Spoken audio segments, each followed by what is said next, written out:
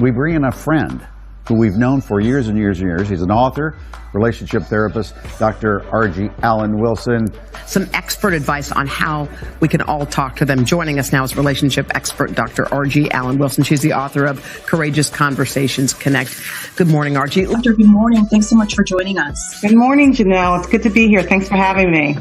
And as we mentioned, a lot of people just dealing with anxiety during all of this. What are your suggestions? Some of the things that we need to remember is that this is temporary. This is temporary inconvenience for long-term gain. And as long as we stay healthy, Janelle, then everything else is recoverable. Talk to your children about what's happening right now. What are the best ways to do that? There's some do's and don'ts, right? So you want to tell them that you're going to be here. We're going to be okay. Kids want to know that they're secure and they're safe. So predictability, structure, and consistency. You also want to let them know you have a plan. And even if you don't have a plan, tell them that you're working on one.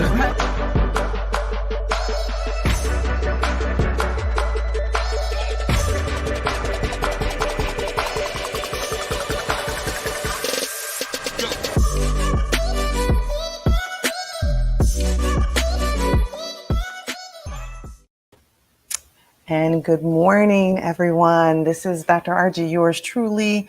We are here for our Courageous Conversations Connect space where we're having quarantine talks. Welcome. Good morning, everyone. It is June 24th, 2020. This is our 15th week of quarantine, and I believe it's our 53rd episode. So welcome. Good morning, Stephanie, Marcia, China. Good morning. Good morning, our IG family, our Facebook family, our YouTube family. Listen, go on over and tag a friend, share this post, let folks know that we're here. Give us the thumbs up, the smiley faces. That helps with our algorithms. We're going to have a great conversation this morning with our crew, connecting relationships for epic wins. Good morning, Bishop Sean Bartley. Welcome to the show. We're going to have you back for sure as things are changing every single day. So we are just grateful that you're here this morning. We've got a great show scheduled for you all today. As soon as our guests get on, they're having a little Wi-Fi problems, but listen, we're going to talk about all week. We're talking about racial trauma and healing talks, right? With all things that are going on. This day specifically, we're having a courageous conversation with children. I asked actually for the crew to bring your children onto this conversation because we're going to have a courageous conversation with our children about the two viruses that we're facing, COVID-19 and systemic racism. And we have a wonderful lineup today with my good friend, Alicia Taylor Bard, and her daughter, Taylor Grace Bard, who's going to present a poem actually that she wrote. And we're going to talk about where she got that from, how her mom heard it, even her dad, and then just have a courageous conversation. Her dad is also Branville Bard Jr., Branville G. Bard Jr., Dr. Branville Bard Jr., and he is the commissioner for Massachusetts, Cambridge, Massachusetts Police Department. He is the police commissioner there. And I just want to I would be remiss if I did not say this, that we got my good friend Alicia Taylor's title wrong, because in actuality, she really is the former Deputy Communications Director of Philadelphia for Mayor Kenney when she was here in Philadelphia, but she is presently now the Legislative Director for Massachusetts State Representative Marjorie Decker. So that is her title. And of course, we're going to be having Taylor Grace Bard on shortly, and who is the daughter of her father as well, who is the police commissioner for Cambridge, Massachusetts, Dr. Branville G. Bard Jr. So we're going to have a courageous conversation for sure, because really our children are our future and they are experiencing this trauma just like we are. And they are two sides of the same coin. around racist, racial oppression and systemic racism, as well as perhaps our white brothers and sisters that are young as well. So if we're having the conversations with our peers, guess what? They're having their conversations with their peers, and we need to equip them with the right information and the right tools, the right strategies to have the conversation. So listen, while we go and take care of some bills and have our sponsors come back, think about who you're breathing for today, because as soon as we come back, we're going to bring our guest on, and then we're going to do our breathing exercise and get into the conversation. We will be right back. Stay with us.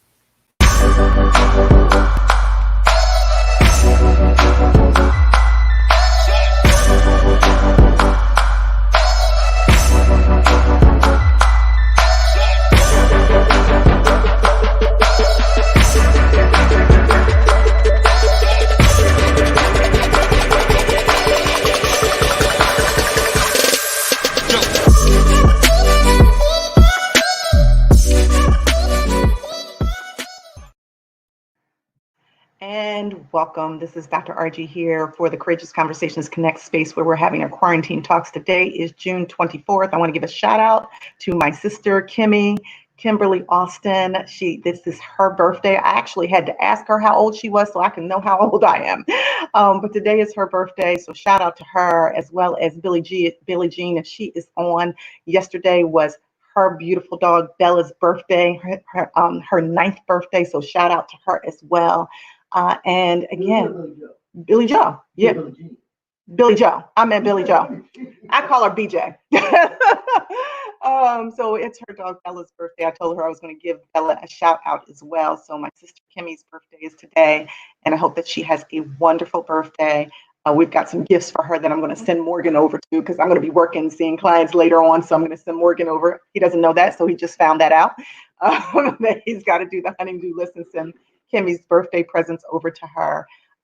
So listen, who are you breathing for? Think about that. I am so peacock proud and tickled pink to introduce to you my good friend, Alicia Taylor Bard. She is the former Deputy Commissioner Director for Philadelphia Mayor Kenny, and also now Legislative Director of Massachusetts State Representative Marjorie Becker, and her daughter, Taylor Grace Bard, as well. Her daughter, their daughter is, Taylor's father is Dr. Brandon G. Bard Jr., and he is the police commissioner for Cambridge, Massachusetts. And of course, Alicia and I went to school together at Howard, so we are HU friends for life. Welcome to the show, guys. Thank you, RJ.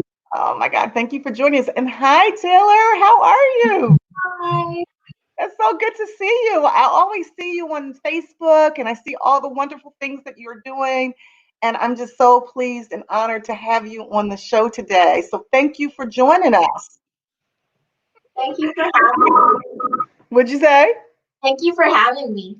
You are very, very welcome. So listen, this is what we do, guys. And I'm glad that you were able to work out your Wi-Fi. We were nervous for a moment. But this is what we do.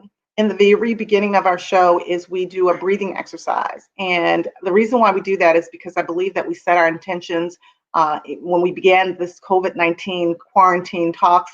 We started thinking about what are the things that we could do as our community, give back to people outside of me just doing therapy, if you will. And this show was birthed from that. And one of the things that I started telling people to do is you got to do your meditation, you got to do your mindfulness, you got to set your intentions, and you got to breathe, right? Because so many people who are getting COVID-19, and this, it's still out there, it hasn't gone any way, have difficulty breathing. But also we know that what's going on in the world with this racial unrest is causing Black and brown people to either be assaulted in the streets and not be able to breathe. So there's the hashtag I can't breathe. And if it's not in the streets, then it's in the suites, right? It's in corporate America where we're not feeling like we can breathe. So we start our intentions with ability to breathe. And I ask everyone to send in the chat who they're breathing for. And I'm going to ask you, Alicia, and you, Taylor, to share with us who you will be breathing for when we do our breathing exercises. Who do you think you want to breathe for and with? Okay. So I'm going to be breathing for, as I have for the last couple of weeks, of George Taylor, George Floyd, the families of Breonna Taylor, the families of Ahmaud Arbery, and the families of Rayshard Brooks. Those persons are people who have been killed at the hands of either police or at the hands of often white people who felt that they had the right to do this. I'm also breathing for the essential workers that are out there that are still on the ground helping people to save their lives. So I'm breathing for them. And when we breathe in, we do this posture. We put our middle finger on our thumb, or we put our hands over one hand over the other and on our laps or on our sides. We get real relaxed and we breathe in through our nose and we breathe out through our mouth. We do this 5 times. And when we breathe in through our nose, we're breathing in oxygen, but then we're breathing out carbon dioxide. We're breathing in goodness and kindness and love and peace and serenity. And we're breathing out fear and worry and just, anger, if you will. And we hold it for 8 seconds to honor the 8 minutes and 46 seconds that George Floyd was on the ground. So we do this, and I see Charlotte, I see Treasure on. Thank you for joining the show. I've given you guys a minute to think about it. Now that I've told you who I'm breathing for, who do you think that you want to breathe for as well? Alicia and Taylor. I'm going to breathe for my mother and for my entire family. 2.5 weeks ago, we lost my father. Yeah, I saw that, and my condolences to you and prayers up. I'm going to be breathing with your family as well. Your father, Rosie, they called him Rosie Taylor, right? Rosie Taylor. Right. Yeah, and my parents would have been married 60 years in September. So I'm going to breathe for my mother, but for my entire family who's still grieving. It's a big loss, big loss. So we'll talk a little bit about that. Thank you. So I learned through your stories that your father was playing football for the Chicago Bears at the same time that my uncle was playing for the Cleveland Browns. Wow. And I was doing some research. Your father had all these interceptions and helped them go to the national championship back in 1963, right? That was before, I guess, we were born. 69. Oh, 69. Okay. Yeah. And then my uncle, he helped Cleveland Browns go to the national championship right after that. He came in right after Jim Brown. His name was Leroy Kelly. So I'm absolutely sure that your dad knew my uncle, which was my mother's youngest brother during those times. So I wonder well, my uncle's still here, bless him.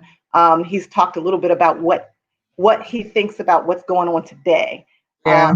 But also I understand being together, your mom and dad, for that many years. When my mom passed away, they would have been married for 60 years as well. That's a long time to be married. It is. One person. We can't figure it out sometimes for 60 days, let alone 60 years. So I'm breathing with you and for your family. What about you, Taylor? I'm gonna breathe for Rayshard Brooks and my whole family.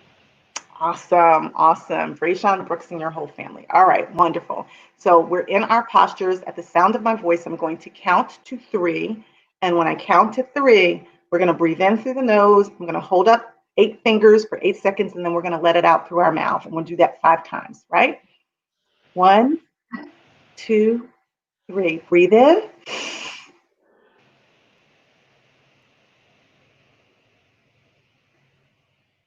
And out. Breathe in.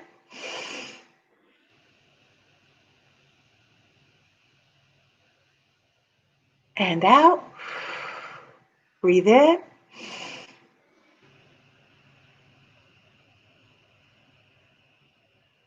And out. Breathe in.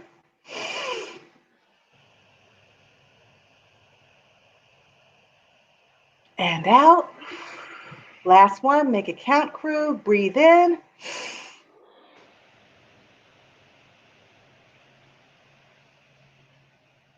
And out. That is really, really good. That felt good to breathe in solidarity for your family, for your mom, for your dad, Angel, and your granddad, Angel. I don't know, Taylor. What did you call your grandfather? Did you call him Papa? What did you call him? Papa. Pop. So we're praying for your Pop Angel, and all of those persons who have actually lost loved ones in this year of 2020. You know, they say on the news, over 120,000 people have been lost to COVID-19. We know many people, Black and brown people, are lost to this systemic, insidious racism, and we're praying with and for them. And with that in mind, we have a special treat because last week I saw, Taylor, where your mom posted your poem on Facebook. And she said, you know, you got to listen to your babies, you got to listen to your children. And so I want your mom to tee this up and share with the crew how it is that she came to find out. I think you guys were in the car driving or something like that, but it's your story to tell. So please share, Alicia, how you found out about this poem, and then I'd like for Taylor to share that with us. Yeah, so we were, so last week we were driving from Cambridge, Massachusetts to Philadelphia, and we're in the home stretch, and we had just turned the radio down, and because we've been listening to music, a little bit of news, some music, and she said, just blurted out, "Hey, Mom, I wrote a poem. You want to hear?" And I said, "Sure." And I was expecting to hear maybe something about our travel. This is a 5-hour drive. And often she points out things along the trip, you know, the trees, the scenery, whatever she sees, or cars or whatever. So I was expecting something really funny, because she's a funny girl, something either funny or lighthearted, something that was going to make me laugh. And I was just blown away when she started to recite the poem. I had no idea. I absolutely know I have a smart child, very aware. So that didn't surprise me, but at that moment, I was not expecting the poem that she wrote. And she hadn't written it down. She had just, I'm assuming, she can tell you, I'm not even sure about that part. She was saying it from memory. She hadn't written anything down. I've since asked her to write it down. Wow. Okay. All right. So we're going to, on the back end of your poem, we're going to talk about what your thoughts were, Taylor, when you were writing this down or when you were thinking about it in your head, and what things you may have talked about with your mom or your dad after you recited this poem. So without further ado, please take it away and share your poem with our crew. One shot, two shot, three shot, four. Another black man on the floor. An American dream crushed by the law. Around the world, everyone saw. Wide-eyed on the ground, next to Wendy's burning down. One shot, two shot, three shot, four. Another black man on the floor. Amen. Awesome. So one, I'm blown away by that as well, because it speaks to your level of awareness. It speaks to your processing what's happening.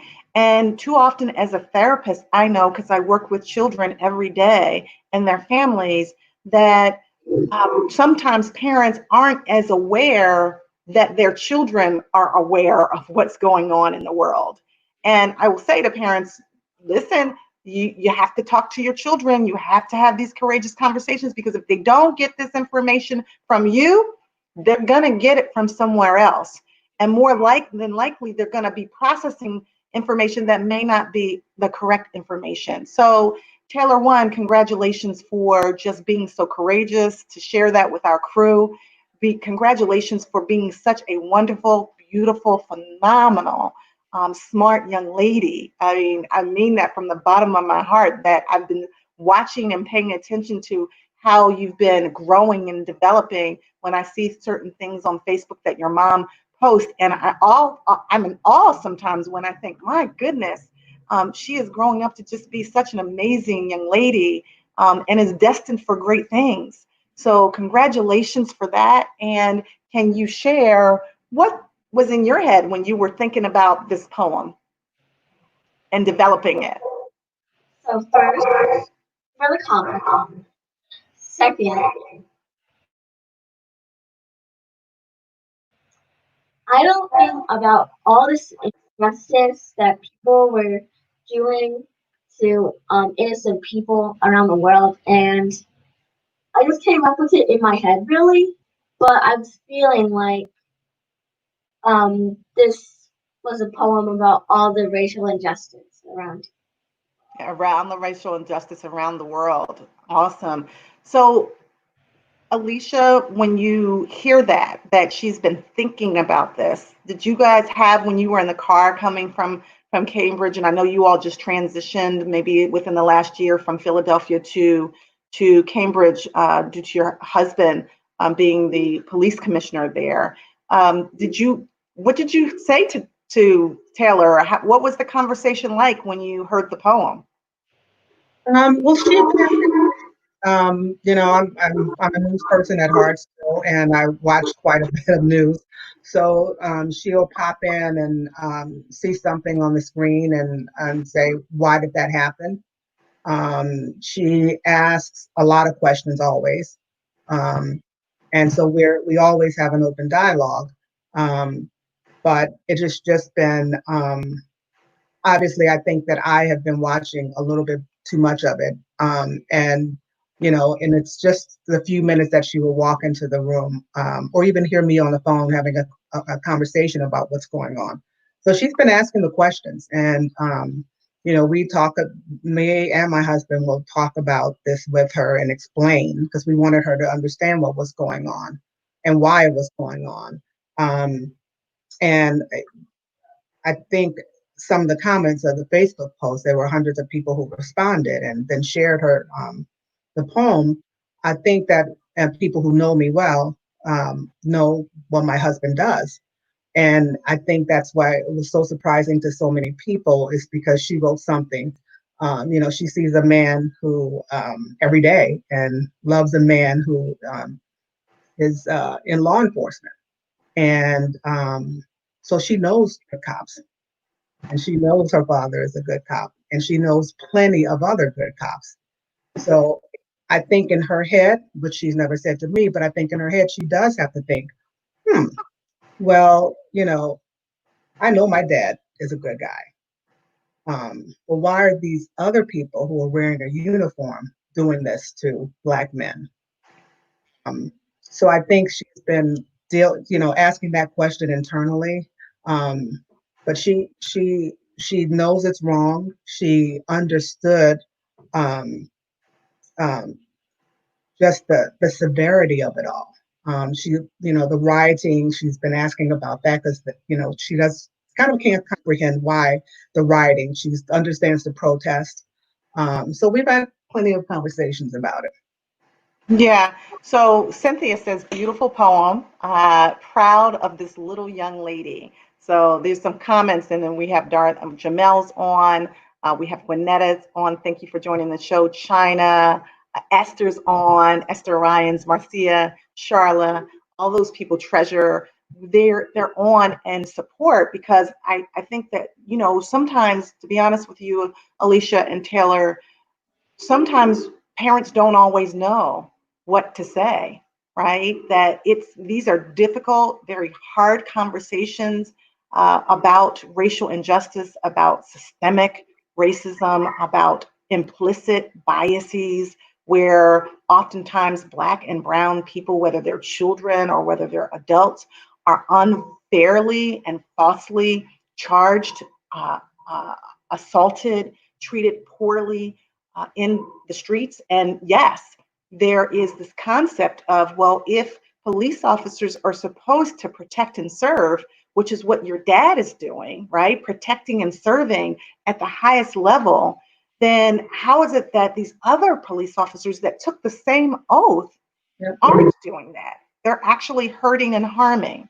And a huge part of that is about the fact that we have this underbelly of racism that existed over 401 years ago, that we're still grappling with, we're still struggling with, we're still dealing with. And too often, not, just like Black and brown parents are having sometimes difficulty talking to their kids, we also imagine that there are white parents that are having difficulty talking to their children. There's a term called white guilt or white privilege, where white people have gotten an unearned power and entitlement, just simply because of the color of their skin. So now the good news is that there are young people out there protesting. Martin Luther King said riots are the language of the unheard. And so when we feel unheard, there are ways in which we try to push the envelope to get people to hear us. Even when, I guess, I would say, Taylor, have you ever thought of a time when, your mom or your dad, you were trying to get them to hear something that you wanted and you felt like they didn't hear you? What did you do? Did that ever happen to you? Yeah. Yeah. What did you do to get them to hear you? I kept yelling. You kept yelling like, here, listen to me. I'm trying to get my point across, right? Right? Yeah. Was it frustrating? Yeah. Yeah. Yeah. It's very frustrating when we don't feel like we're heard, or we feel like we're invisible, or we feel like the people don't care about what we're feeling. And I do think that the young people are our future. And, you, Taylor, are poised for greatness because you have two parents that love you, that support you, that nurture you and guide and direct you. You have an extended family of your grandparents, your grandfather who's just passed on, but I imagine that he's still watching down over you as your pop-up angel, right? And your grandmom who is loving on you, and your aunties and uncles. My husband said, "Are you sleepy? Because you keep yawning." It's a little early. The summer hours, I'm thinking, wow. Yeah, our bedtime has been pushed back quite a bit now for summer, and someone did not get up this morning. I got my coffee too, so kind of using my second cup to kind of keep me going. So I do understand that. Listen, I want some of our crew to ask any questions that they have of you and Taylor with regard to maybe you giving them some advice about what they can do from the child's mindset. What can parents do to pay more attention to what's going on in the minds of their children? And this is my husband, Morgan E. Wilson Jr., so he pops in now and then. Taylor, how are you? Hi, I'm good, thank you. How are you? Alicia, how are you? I'm good, Morgan. Good. Listen, I wanted to just pop on real quick. I'm just curious. You want to turn your volume? Your volume. Okay. Yeah. All right. Just wanted to pop on and just ask the question of, I know it's hard and a struggle having a husband and a father out there in the midst of danger during this time. And I just wanted to know from each of you, your perspectives on how you feel about that, and share with us as much as you feel comfortable about that, because it's a real tension and trying time. And let's face it, overwhelmingly, the public really don't see police officers in such great light. So I can only imagine it's got to be absolutely just gripping for your family each and every day that your husband leaves the house. So I want to know from your perspective, Alicia, how you feel about that. How do you juggle? Because not only is he a police officer, which is being vilified, but he's also a Black man. So how do you feel about that personally as a wife and a Black woman? And I also want to know from you, as much as you can, Taylor, how do you feel about that same question from a child's perspective? And what would you say, Taylor, to children who are dealing with this? I'm just curious to know from your perspectives. How do you feel about that? Want me to go first? You can go first. Either one. So I guess being a commander or executive is different. So since I've been with my husband, he has been a commander. So he wasn't on the street every day as an officer. So I never worried much because he was mainly in the office and dealing with, you know, a district or now an entire department. But recently I am a little concerned because all cops are being targeted. And he puts a uniform on every day. And whether he's in his office commanding hundreds, thousands of people, it really doesn't matter because I think that I do believe that police officers are targeted right now. As a Black woman, I am conflicted sometimes about the images I see and the reality that's out there. Never question his work because I know him, and I know that he fights every day for all cops, but to make sure his cops are good. You know, he got a doctorate in public administration, and his dissertation is on profiling, racial profiling. So he created a tool 5 years ago for police departments to use to start monitoring this. So this what he's doing. I know what he's doing out there every day, and I know it's good. He was one of the first police commissioners or chiefs around the country to speak out about George Floyd. He wrote an op-ed about that. I saw that. Yeah, so he's fighting the good fight, and I'm proud of him. And you know, I wanted him to continue that work. We need people like him with the uniform on and making decisions. So I'm very sad about what's going on. But I know that there are good cops out there and very good leaders because I happen to live with one of them. And yeah, sorry, go ahead. I've unmuted myself. What about you, Taylor? Yeah. She said, "What was the question?" Okay, and that's fair. That's fair. That's fair. Your mom had a long answer. Okay, so real quick, okay, the question was, what would you say to children that are struggling with this, and what would be your advice to them how to deal with this? I know you wrote a poem, and that was your way of getting out how you're feeling. But what other things could you share with other children who might have those feelings? So if they're feeling like this, they should talk to their parents or take a few deep breaths and then like write it on a piece of paper or say it out loud or get it out, like cry or just speak to someone or breathe and say Awesome. Well, the bottom line, get it out. That's what you're saying. Just get it out and express themselves in the best way possible. Thank you again, Taylor. Appreciate it. You're wise beyond your years, no question about it. We have a few comments up here. People are asking some things. I think Bishop Bartley said, excellent poem and great sense of awareness for such a young person. And you can read this one, babe. You can read Cynthia Meads. Okay, go ahead. I'm sorry, go ahead. Okay. Okay. And Cynthia says, Taylor, what type of questions should I ask my 7-year-old grandson to see where his head and mind is with all that is going on? You are so pretty also, she says.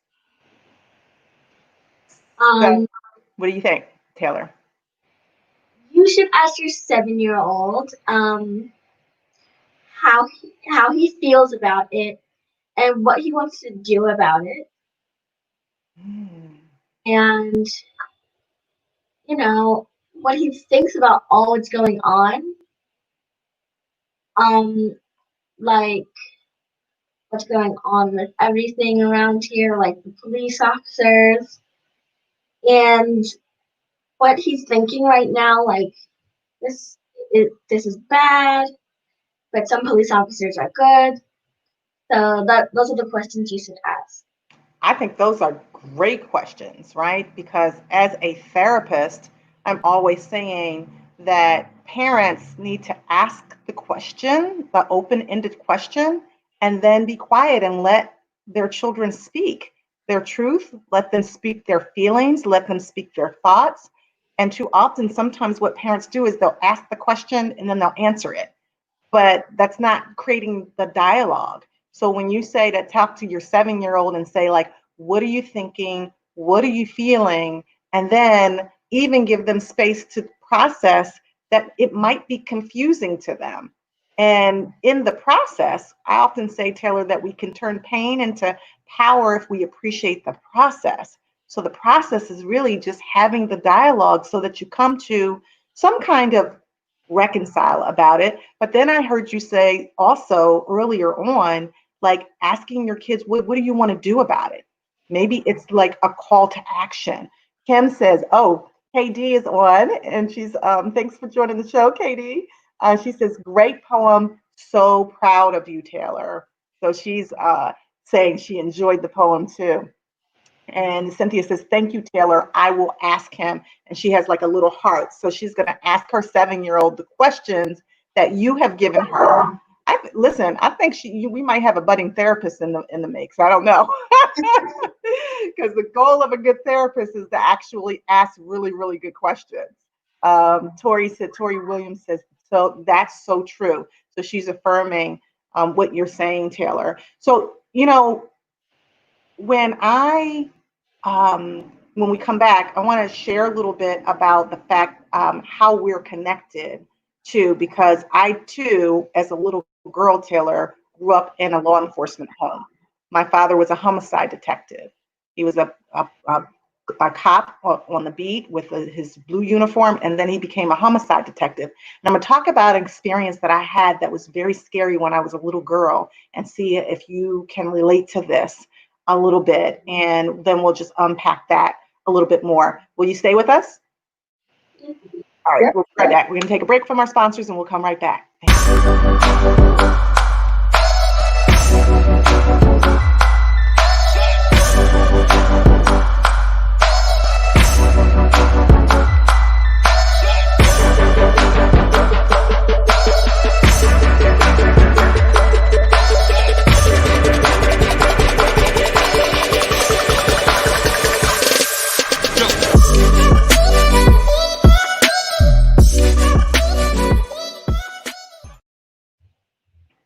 So we are back. This is the Courageous Conversations Connect space with Dr. RG, and we are here with our crew, connecting relationships with epic wins, with my good friend Alicia Taylor, my HU alumni friend, and her daughter, Taylor Grace Bard, who is amazing and has certainly just kind of educated us on how you talk to children and what things she wants us to understand about the communication, the conversation, the courageous conversations that we cannot avoid, because we're in trying times now, and we need our children to be aware of what's going on in this world. Taylor's in a unique position because her father is the police commissioner for Cambridge, Massachusetts Police Department.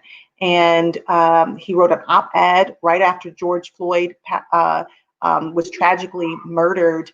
And so he was courageous enough. And also, I just learned, which I did not know, that his dissertation, Dr. Branville Bard's dissertation, was about police being targeted, I believe. Racial profiling. And so, she's in a family, Taylor, where there's conversation going on all the time, but we also want to be real careful about all the information and how it's disseminated to children. Hazel Ann says, my 8-year-old granddaughter said, drawing helps her to express her feelings using the color of the emotions she's feeling. If she's angry, she uses red. If she's sad, she uses blue and yellow for happy. So drawing is awesome. Too. Taylor, do you draw? Yeah. Yeah. I imagine you do a lot of things. You seem very gifted in a lot of areas. The challenge your parents are going to have is to kind of figure out what great thing that you really want to do when you grow up because you have so many gifts, going on, which is a blessing. That's a blessing. So I want to share my experience with the crew and want other people to share their stories if they have them. For me, my sisters and I grew up with my father as a homicide detective in West Philadelphia. And one of the things I realized is that he was from the South. He was poor. He had a GED. He was very, very smart, but the police department tried to block him from becoming a police officer. And he actually had to get a lawyer, Cecil B. Moore, who actually helped him to get on the police department because Cecil B. Moore was fighting the good fight for racial and social injustices. And he was able to get onto the police force. But then it wasn't over because he had to deal with not only the racism on the outside, but he had to do with the racism on the inside. At the time, there wasn't a Dr. Granville Bard Jr. who was fighting for justice for everyone as the police commissioner. In Philadelphia, the police commissioner was Frank Rizzo. And he was not a good person. And he was very racist. And so there wasn't this sort of looking at the racial profiling and making sure that the screening was appropriate so the officers were protecting and serving. And so my dad had to deal with both the racism on the outside and the racism on the inside.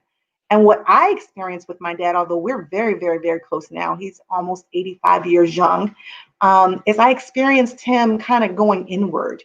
So he was dealing with all that stuff on the outside. And then when he came home, he was kind of different. And one experience in particular that we had was doing, Alicia, you probably remember this from living in Philadelphia for so long, even though you're not from here, but there was the dropping of the bomb on Osage Avenue during the MOVE incident. And my father was actually down there working.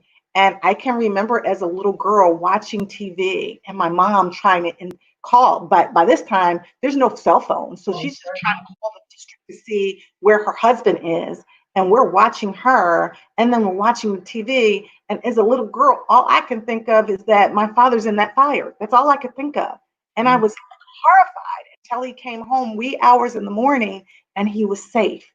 And so it was kind of in that moment that I realized, one, how brave he was and is.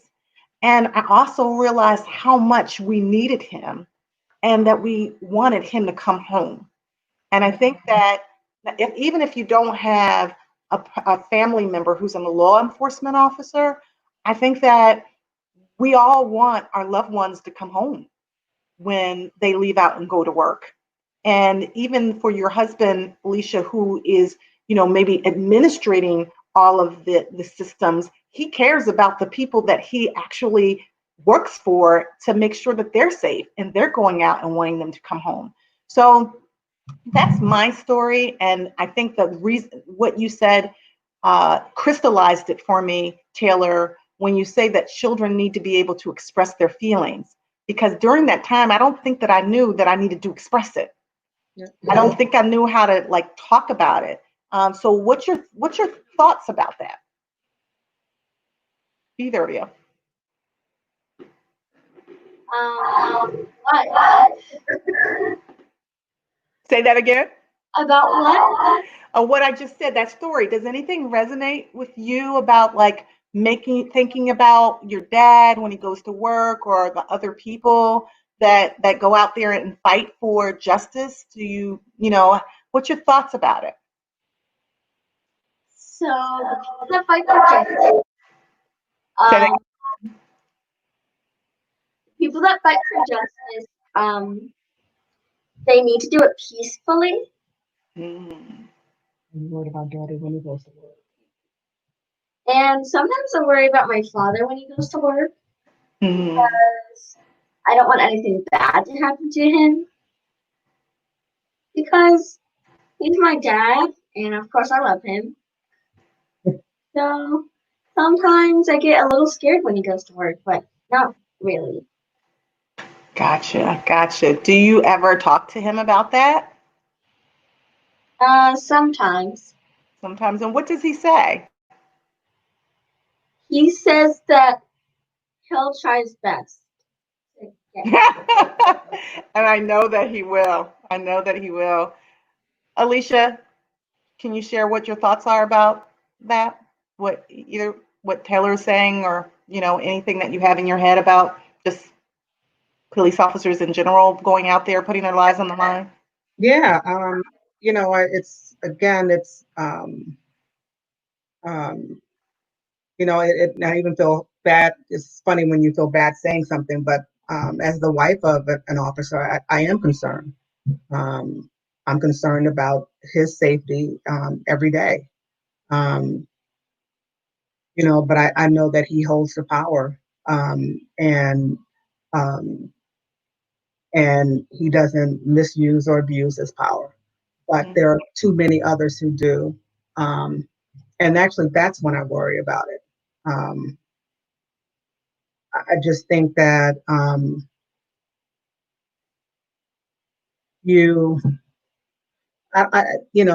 think we call her Taylor Gracie, but I think Taylor and I we sometimes fall in this little sense of security lull. We have this sense of security because we know that he works from this big office. He has a great big office, and that's where he's doing his work. But it wasn't until like recently with and not the protest. I don't have, no one has any problems with protests. Well, I shouldn't say no one, but it was the rioting, and that's when I was concerned, because if he's going to send his men out there, he's going to go out there too. So that's probably the first time that I've really been concerned, because he wants to be on the front lines with his cops. So just recently, some concern, but generally, I think we feel pretty secure that he's going to come home safe every day. Mm-hmm. Yeah. So, and I resonate with that. How do you think about, just spirituality? Do you guys pray together? Do you do any kind of meditation, or how do you utilize some of the resources that Taylor actually talked about when she said, write it down, or talk about it, or get it out? Because one of the things that I say is that in order to heal, you have to feel, but you can't feel what you don't reveal. And so too often we keep all of our emotions in, and then there's nowhere for it to go. So just even being able to figure out how do you get it out. I'm curious to know, as a family, what things that you may do together to help you to manage that fear or anxiety. We talk about it. And obviously we're not very graphic with her, but we talk about what's going on. We want her to know what's going on. And one of the other things that I said when I posted her poem, is that she's lived a very privileged life. She's in private school in Philadelphia. She's in private school now in Cambridge. Her schools are not as diverse as I would want them to be. So she's a minority at school, in her schools as well. So, it's real important, especially lately. And I think we've been having more conversations about her privilege than what's going on. The fact that, we talked the other day about, I asked her, I said, well, did you feel like you've ever experienced any racism? Because that's not something that we talk about, because in the beginning, she had questions about why they do this. And then we talked about, I talked to her about systemic racism. So then we got into a conversation about, do you think you were ever discriminated against? And I'll let her answer that question. And how did you respond? So sometimes I had away from my friends, and sometimes I would play with them, but sometimes they would leave me out. I wasn't I wouldn't feel very good. I felt left out. So I wouldn't play with them a lot. Then I would start playing with another group of friends who didn't discriminate me. Well, she had it was interesting. Last year in her school, she had I'm in a meeting with the mayor, and my phone kept going off, and it was her teacher texting me to let me know that there was an incident at her school. And one of her classmates had been saying, had been talking about Donald Trump and said something negative about Barack Obama, President Obama, and to one of her friends. And apparently Taylor stepped in and said, "You're racist, and we're not going to take it." I never said that. What did you say? I said, "That's racist." I'm sorry, that's racist. She did not call him a racist. She said, "That's racist." And what did you say, Taylor? That's racist and we're not going to take it? Yeah. Awesome. Awesome. That's what, listen, we're all clapping with that one, right? That's what we call speaking truth to power and standing up and showing up and speaking up for justice. Congratulations. I mean, I don't know sometimes a whole lot of children your age that are able, that have the courage to be able to speak up like that in a system where you're the minority, and when you have all of these authoritative figures that you're really not sure how they're going to take that. So you are to be commended for being able to say that. And so Alicia, when the teacher called and said that this was an incident, what happened after that? So, of course, I was terrified, and said, don't worry, she's okay. So they couldn't tell us what happened to the kid, but he wasn't in school the next day, right? But he wasn't in school for a few days after that. I think what's interesting is that the follow-up conversation that we had, and I'm mad that I got the story a little bit wrong when I said she told the kid, "You're a racist." She actually said, "That's racist." And so when we talked about it when she got home, and she says, "Was that a bad thing to say?"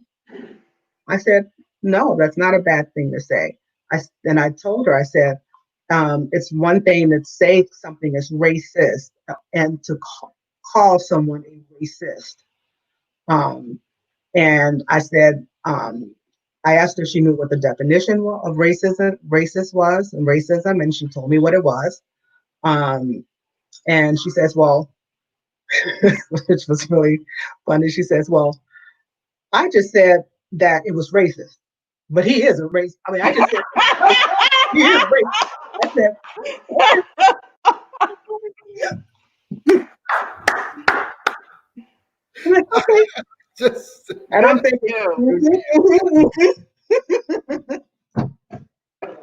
good for you.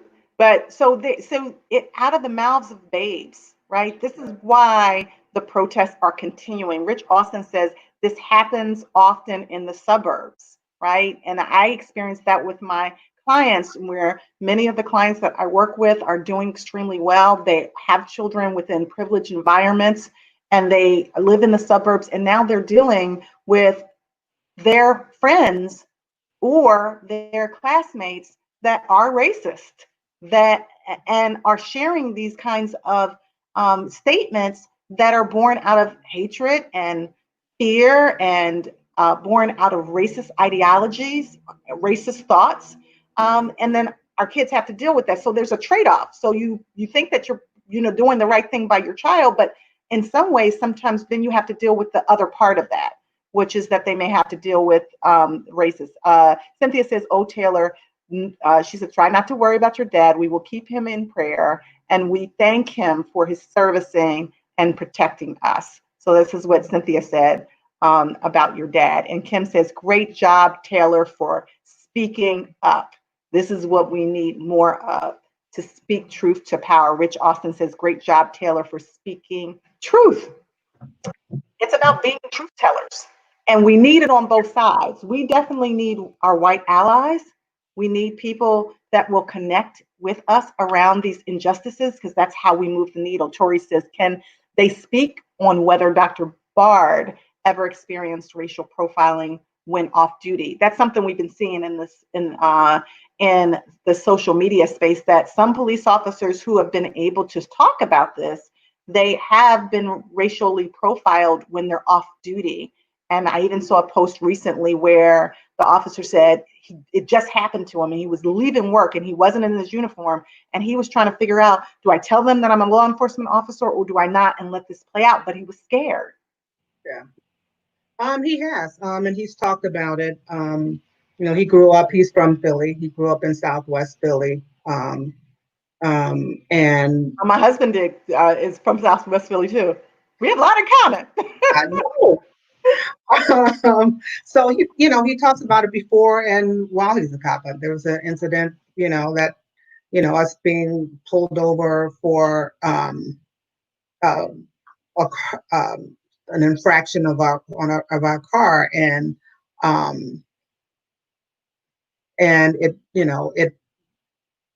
it was not a good situation. It was for the brake light or something like that. And we in fact just moved into our house and moved, we were 2 blocks from our house.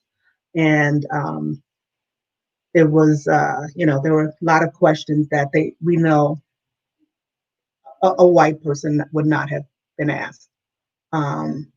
And so, I mean, it still happens to him all the time. He doesn't talk about all the incidents, but it happens to him. Yeah. And do you guys, even as a couple, just process, how do you deal with your own anxiety about that? And, just this maybe sadness, or I don't want to give you emotions that's yours to own, but is there some way in which you process with each other about that, you and your husband? Yeah. I don't think we spend a lot of time talking about it. He knows the system backwards and forward, and I think he prefers to process a lot of it by himself. Mm-hmm. If there's something big, obviously that happens, we talk about it. We've talked about anytime there's a cop shooting, or we always discuss it. And I have a lot of questions as a civilian. I don't understand. There'll be some times where he says, look, this is what our training is, and this is what they did. And it could be a clean shooting or a clean stop, but still be troubling. Mm-hmm. And, we talk about that all the time, about whether someone followed, and not even a big high profile cases I'm talking about. I mean, not random, but, other shootings, was that a clean shoot, or did they follow protocol? Yeah. Could they have done something differently? Yeah. And I think that's what his issue is that a lot of times they're following protocol and procedure, but they can handle things very differently. And if the skin color was different of the suspect, they will handle differently.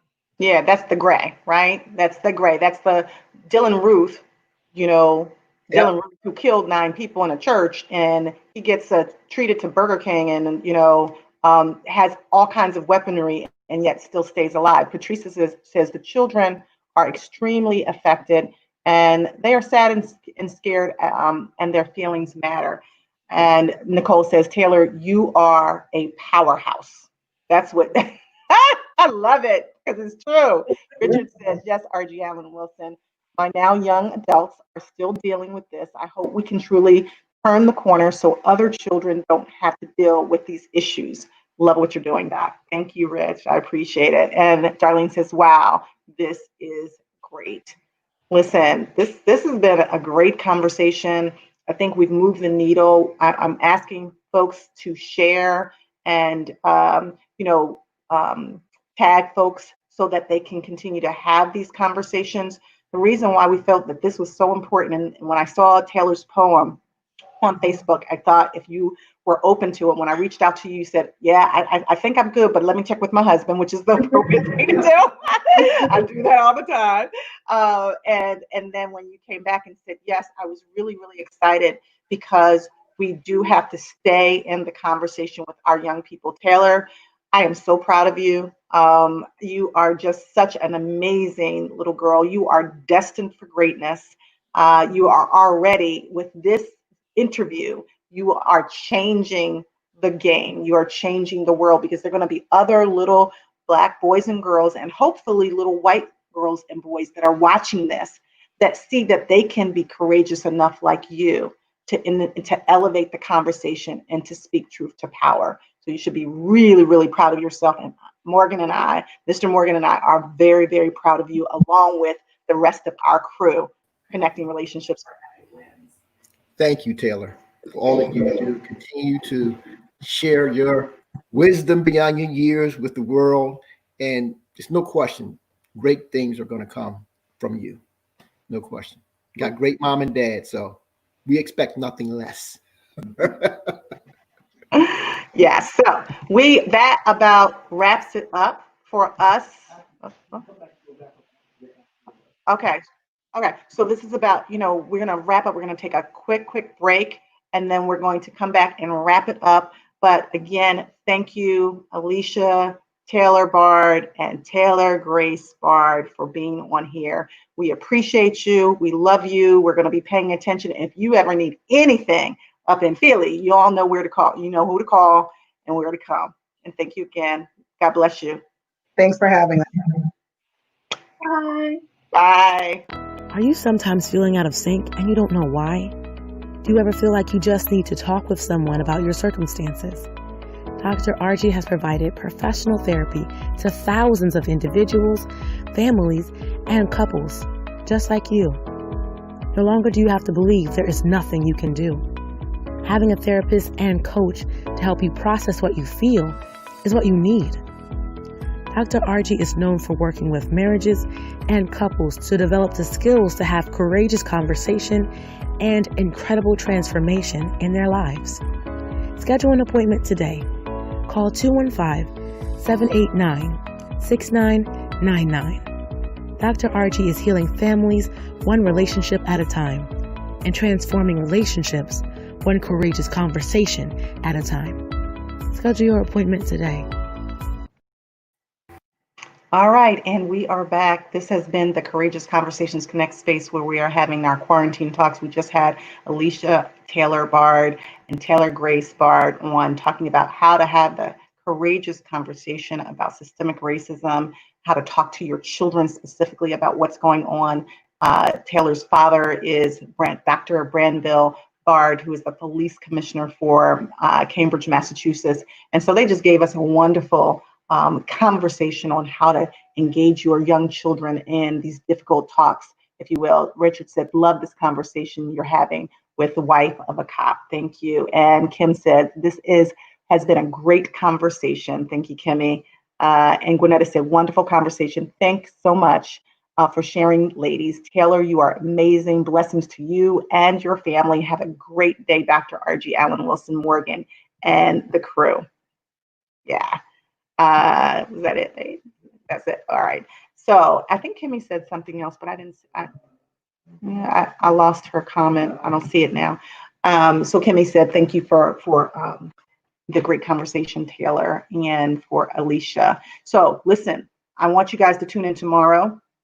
We are going to have G. Lamar Stewart. Greg Lamar Stewart. He is a pastor in the Philadelphia area, and a phenomenal pastor at that. He also was a police officer, and he is an activist and an advocate now for community engagement, and deals a lot with what's happening on the ground within the community around policing.